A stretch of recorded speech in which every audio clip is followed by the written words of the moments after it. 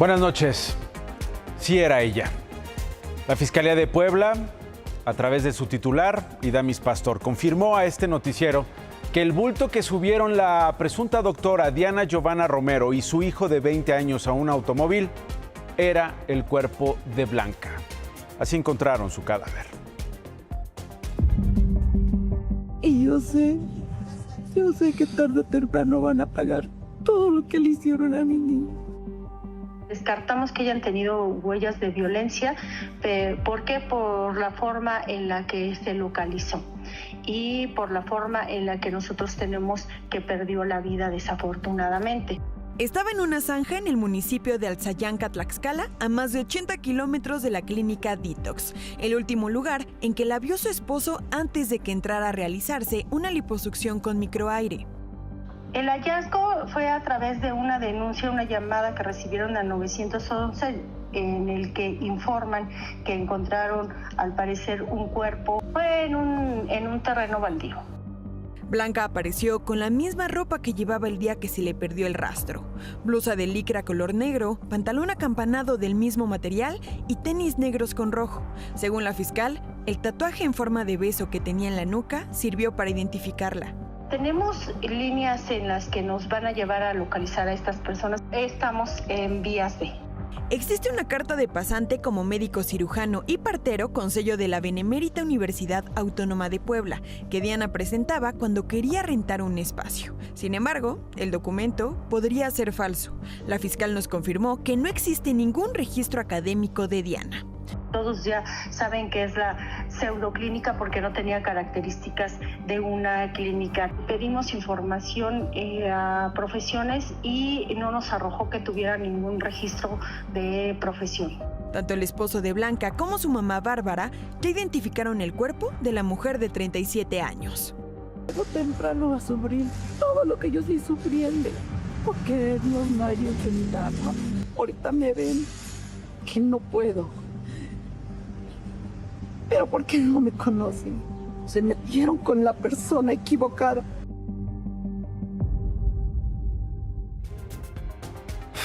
La Fiscalía General de Justicia del Estado de Tlaxcala ya abrió una carpeta de investigación por el delito de feminicidio, mientras que en Puebla las autoridades siguen recabando pistas que los acerquen a Diana y a su hijo.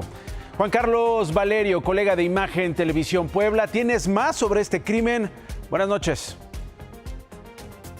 Así es, Nacho, la esperanza de encontrar con vida a Blanca Adriana Vázquez Montiel terminó de la peor manera.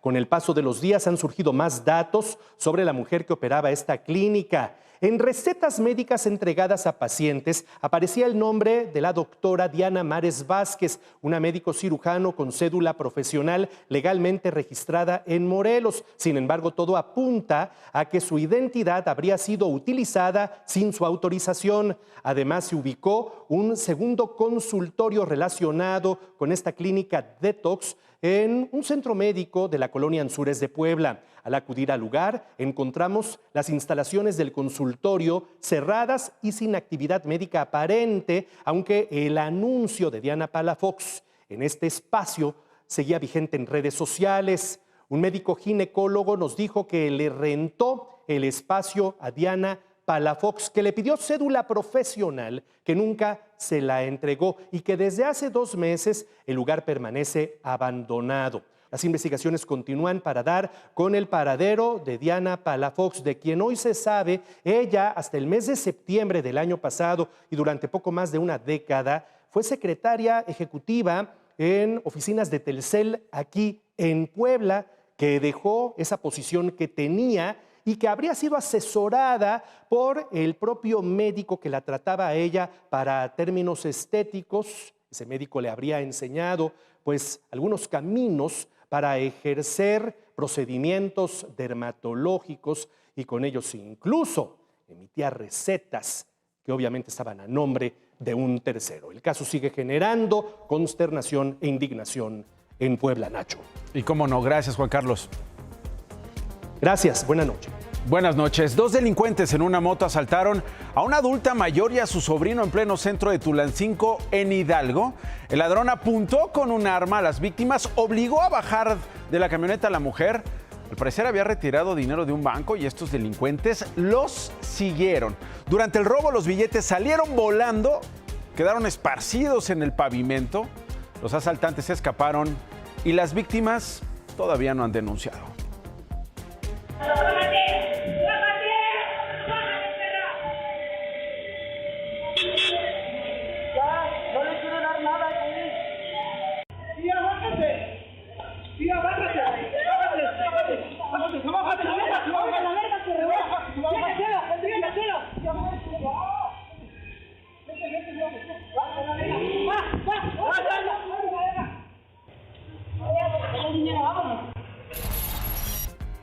Imágenes de la colectiva Génesis. Ellos sí buscan justicia en serio. Ellas se desangran para llamar la atención, no para hacer publicidad de botanas, para llamar la atención. Esta es la protesta de desangramiento en la entrada de las oficinas de la Fiscalía de la Ciudad de México. Qué contrastes, ¿no? En nuestro país. Botanas en la Suprema Corte, sangre en las escalinatas de la Fiscalía Capitalina, en la colonia Doctores, donde desde la mañana una de las activistas se colocó un catéter en venas de ambos brazos para después dejar caer la sangre al piso. Esto para manifestarse por casos de violencia de género que reclaman no son atendidos y sobre todo porque aseguran ninguna autoridad les ha hecho caso. No hay otra manera de protestarnos, lamentablemente hemos llegado a esto, que no tenemos acceso a la justicia. Digo, es lamentable que tengamos que hacer esto, pero no hay otra opción. Unas hacen publicidad a las botanas, otras piden justicia. Esta colectiva mantuvo un cierre de varias calles próximas a la Fiscalía, como Avenida Río de la Loza, desde el pasado viernes, pero ayer fueron retiradas por policías. La dirigente de la colectiva, Erika Alonso, dijo que protestan porque no hay una fiscal para atender casos de violencia familiar y las autoridades no quieren recibirlas para escuchar que tienen casos urgentes de violencia, por ejemplo, vicaria o de abuso sexual de menores que deben resolverse.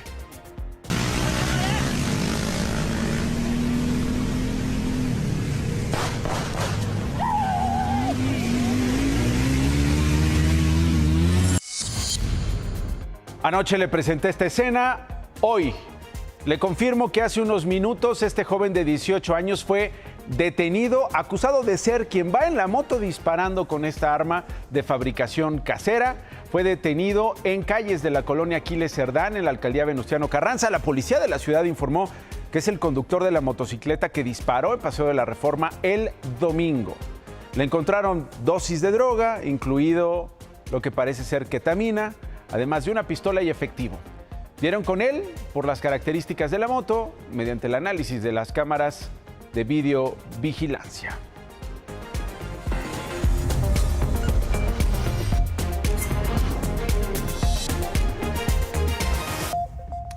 La de hoy, el secretario de Seguridad Nacional de los Estados Unidos, Mark Wayne Mullin, quien sustituyó a Kristi Noem, ¿se acuerda?, en el gobierno de Donald Trump, llegó a México y se reunió hoy con la presidenta en Palacio Nacional.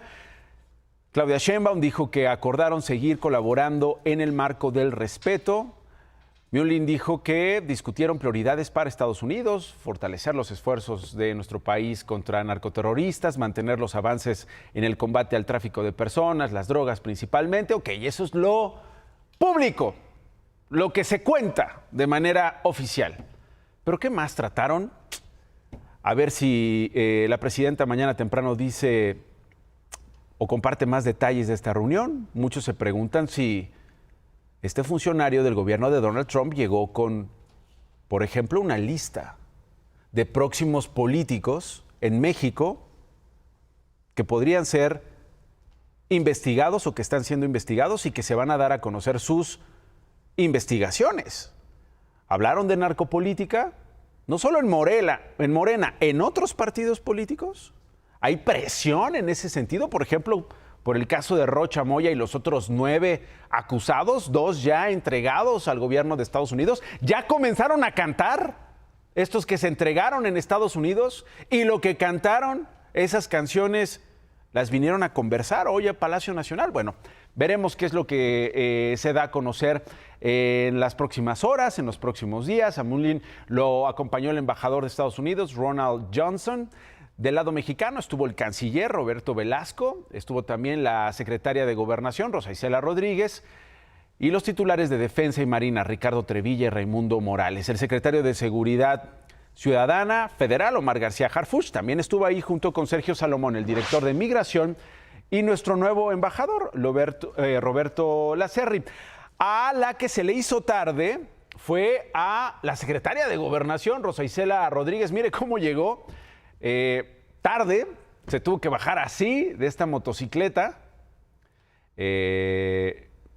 acomodarse la ropa, quitarse el casco, acomodarse el peinado y córrele porque vamos tarde para llegar a la reunión con los funcionarios estadounidenses, una reunión de altísimo nivel. Ahí está, llegando en motocicleta. Compañeros de la prensa pues la grabaron en este momento en el que batalla para bajarse de la moto, para quitarse el casco y luego finalmente con su colaborador entrar a las instalaciones de Palacio Nacional. ¿De qué hablaron? ¿Hablaron de Sinaloa? Vuelvo a preguntar. Lo digo porque fueron localizados y decomisados 3 laboratorios clandestinos. De esos que en el sexenio de Andrés Manuel López Obrador decían que no habían, ¿no? Que aquí no se producía droga. Que en México no había narcolaboratorios, que la droga que los cárteles llevaban o distribuían a los Estados Unidos, quién sabe dónde la producían, pero que en México no. Bueno, pues ahí están las imágenes. 3 narcolaboratorios en Los Aros y en Los Cerritos, comunidades donde Marina, Defensa y Seguridad, así como la Fiscalía y la Guardia Nacional, encontraron y decomisaron 4 toneladas de metanfetamina, precursores químicos y el material para su elaboración con un valor estimado de 923 millones de pesos. Regreso a la narcopolítica, por lo menos a las acusaciones. ¿Quién está cuidando esta noche a Rubén Rocha Moya? ¿Quién está cuidando esta noche al senador Insunza y a los otros acusados por el gobierno de Estados Unidos de tener vínculos con el crimen organizado? Porque en México no los hemos procesado. Y eso, cada día que pasa, es un costo que está asumiendo la presidenta de México. No hay un procesamiento contra ellos. Ayer el secretario Omar García Harfuch, por ejemplo, dijo que Rocha Moya está en Sinaloa y lo cuida la Policía Estatal. Hoy la presidenta dijo que lo cuida la Guardia Nacional. Mi compañera Mónica Romero está en Culiacán. Mónica, buenas noches. Así es, Nacho, buenas noches. En este fraccionamiento conocido como La Isla es donde vive actualmente el gobernador con licencia, Rubén Rocha Moya, y es donde supuestamente hoy por la mañana se reunió con el senador Enrique Insunza. No hemos visto algún tipo de seguridad establecida, sí algunos rondines de elementos del ejército. De lo que sí tenemos certeza, Nacho, es de la inseguridad y el miedo con el que viven algunas de las familias, muchas aquí en Culiacán y en otras partes de Sinaloa. Vamos a ver. Lo que viví pues fue el momento más horrible de mi vida. Claudia, quien pidió no diéramos su nombre real por temor a represalias, es de una de las tantas familias fracturadas por el crimen en Sinaloa. A ella apenas en abril 2 hombres encapuchados y con armas largas le quemaron su casa y su carro, mientras le apuntaban con una pistola en la cabeza a uno de sus hijos en pleno centro de Culiacán.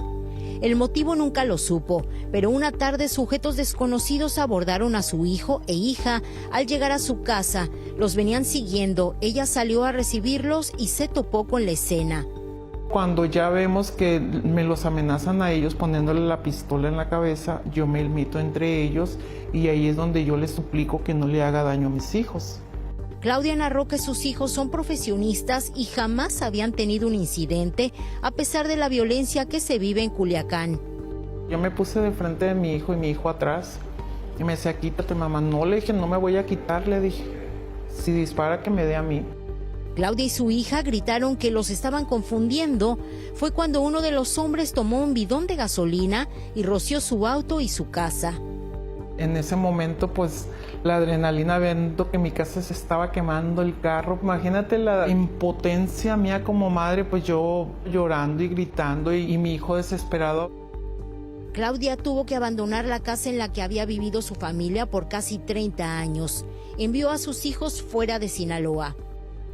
A los que más agarran son a los hombres jóvenes. Entonces me diría la necesidad de separarlos. Y es algo que me duele.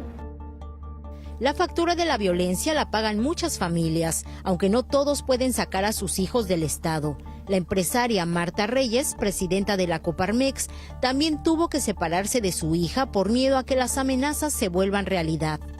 El 10 de mayo me la pasé sola porque mi familia no está. O sea, están mis hermanos, ¿no? Pero mi hija no está. La tuve que sacar de aquí.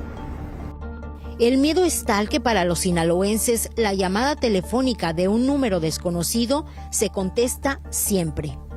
Estamos obligados ahorita a contestar cualquier número, porque en cualquier momento te pueden hablar de cualquier número para decirte algo de tu familia. Nacho, el panorama aquí en Sinaloa. Buenas noches.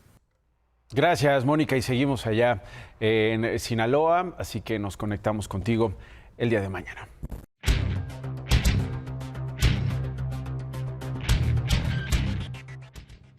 Espero que usted no haya sido de los que se sorprendió por la reacción de los mercados de hoy, luego de que Moody's rebajó la calificación de la deuda soberana de México. Hay gente que le ha dicho al padre del análisis superior, pero ¿por qué no? ¿Por qué no hubo una reacción? Porque estaba descontado. Moody's ya había dicho que ponía en perspectiva a la baja la calificación de la deuda. Es decir, ya todo mundo sabía que estaban pensando en bajarla. ¿Qué tan grave es? Pues no mucho. A juzgar por el valor de los bonos, por el tipo de cambio y en general de la reacción de los mercados, no hay mucho de qué estar preocupado. En lo que sí se debe estar ocupado, muy ocupado, es la Secretaría de Hacienda, el equipo de Edgar Amador, que tienen, sí o sí, que impulsar el crecimiento de la economía, Nacho. Gracias, David.